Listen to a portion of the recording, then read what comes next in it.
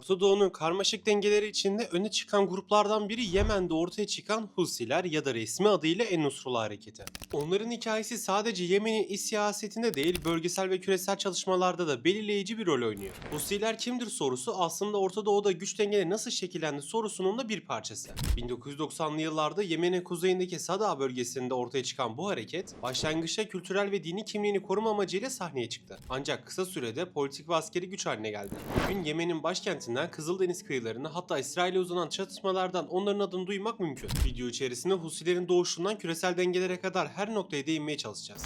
Detaylara geçmeden önce videoyu beğenebilir, abone olabilirsiniz. Husilerin doğuşu Yemen'in tarihsel yapısıyla doğrudan ilişkili. Yemen Şii İslam'ın Zeydi konumuna mensup toplulukların yoğun yaşadığı bir ülke. Bu topluluk özellikle Sada bölgesinde güçlüydü. Hareketin kurucusu Hüseyin Bedrettin el-Husi, Yemen'in dönemin devlet başkanı Ali Abdullah Salih tarafından dışlandığını iddia ederek muhalefete geçti. 2004'te Hüseyin el-Husi'nin öldürülmesi örgüt için bir dönüm noktası oldu. Liderlik kardeşi Abdülmelik el-Husi'ye geçti ve hareket silahlı bir ayaklanmaya dönüştü. İdeolojileri yalnızca Yemen'in iç dinamikleriyle sınırlı kalmadı. İran devrimi ve Hizbullah'tan esinlenen anti-emperyalist, Batı karşıtı ve İslam karşıtı söylemler örgütün kimliğini güçlendirdi. Resmi sloganları bunu net biçimde yansıtıyordu. Allah büyüktür, Amerika'ya ölüm, İsrail'e ölüm, Yahudilere lanet olsun, zafer İslam'ındır. 2011'deki Arap Baharı dalgasında Husiler Yemen'deki protestolara katıldı. Ancak Yemen ulusal diyalog sürecini reddederek farklı bir yola saptılar. 2014'e gelindiğinde eski düşmanları Ali Abdullah Salih ile geçici bir ittifak kurdular ve onun desteğiyle başkent Sana'yı ele geçirdiler. Bu gelişme Suudi Arabistan öncülüğünde bir koalisyonun Yemen'e askeri müdahalesini tetikledi. O günden bugüne Yemen derinleşen bir iç savaşın içinde Husiler yalnızca iç politikada değil, bölgesel rekabetin merkezinde de bir aktör haline geldi. İran'ın desteğini alırken Suudi Arabistan ve Birleşik Arap Emirlikleri'nin karşısında yer aldılar. Sık sık füze ve drone saldırılarıyla Suudi Arabistan topraklarını hedef aldılar. Burada bir noktada ise olaylar Orta Doğu'nun kalbinden İsrail'e doğru uzandı. Çünkü tam bu kısımda yıllardır süren bir savaşın ilk günlerine adım atmıştık. 2023 yılında Hamas ile İsrail arasında patlak veren savaş Orta Doğu'daki bütün dengeleri yerinden sarstı. Bu çatışmanın yankıları Gazze'den çok uzaktaki Yemen kıyılarına kadar ulaştı. İşte tam bu noktada Husiler İsrail karşıtı tutumlarını sahada daha görünür hale getirdi. Yemen'in Kızıldeniz kıyılarından İsrail'e doğru füzeler atmaya başladılar. Bu saldırıların bazıları İsrail hava savunma sistemlerince engellendi. Bazıları ise hedefe yaklaşamadan imha edildi.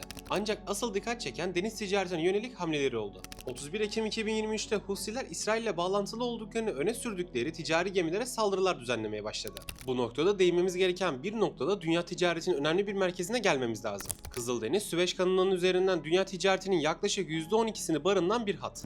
Burada atılan her adım yalnızca İsrail'i değil küresel ekonomiyi de etkiliyor. Husi saldırıları sonucunda birçok gemi rotasını Afrika'nın güneyindeki Ümit Burnu'na çevirmek zorunda kaldı. Bu değişiklik taşımacılığı 2 haftadan fazla geciktiriyor ve maliyetleri ciddi şekilde arttırıyordu. Husiler bu eylemlerini Filistinlere destek olmak gerekçesiyle açıklıyordu. Onlara göre İsrail'e baskı kurmanın en etkili yollarından biri onun ticari damarlarını hedef almaktı. Fakat bu saldırılar yalnızca İsrail'i değil batılı ülkeleri ve bölgedeki diğer aktörleri de alarma geçirdi. ABD önceliğinde uluslararası koalisyon Poseidon gibi operasyonlarla Husileri durdurmaya çalıştı.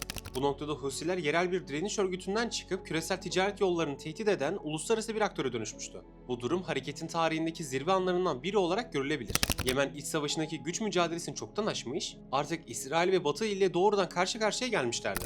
Bugün Husiler Yemen'in kuzeyinde ve başkent Sana'da güçlü bir kontrol sahibi. Ellerinde gelişmiş füze ve insansız hava aracı teknolojileri bulunmakta. Bu da onları yerel değil, bölgesel bir güç haline getirmekte. Peki gelecekte ne olacak? Husilerin İsrail'e yönelik saldırıları Filistin meselesindeki desteklerine bağlı olarak Orta Doğu'daki gerilimleri arttırıyor. Suudi Arabistan ile İran arasındaki vekalet savaşlarında ise hala önemli bir kart olarak görülüyorlar. Ancak unutulmamalı ki Husiler aynı zamanda Yemen halkının da büyük bir kısmını derinden bir insani krizle yüz yüze bırakmış durumda. Onların hikayesi bize şunu hatırlatıyor.